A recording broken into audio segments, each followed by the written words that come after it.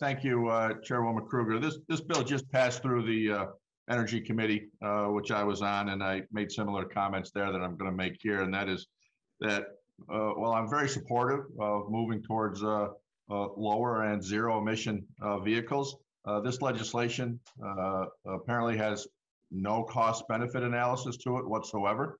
And while I do believe that the transportation sector in New York is an area that we have a lot of room for improvement in with regards to emissions and cleaning of our environment, we need to have real cost benefit analyses of these types of movements that we're making. There's no idea what this is going to cost the state or what the ultimate gain we're going to have in New York State. How are we going to benefit? How's the climate going to benefit? To what extent?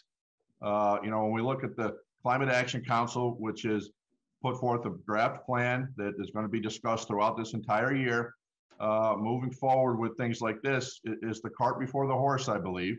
And these are important initiatives that we should be taking, and New York has led the way for a long time in cleaning up our environment. We've done a lot on power generation in New York, but this should all be done in the context of what's it going to cost us as a state, the state taxpayers, what's the impact on our economy going to be, and what is the gain that we're going to get out of it when New York State accounts for only 0.4% of all global emissions.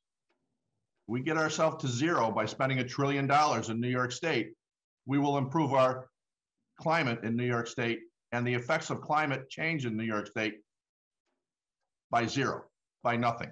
So we have to be very careful about devastating our economy in New York and the opportunities for New Yorkers to be able to have jobs in New York, because businesses will be fleeing because of the cost of doing business in New York. So let's just keep that into account as we're moving forward on these things. And myself and my Republican colleagues, we're all for cleaning the environment, renewable energy, lowering emissions. Let's do it in a rational and responsible manner that doesn't devastate our economy compared to our surrounding states and competing global countries. Thank you.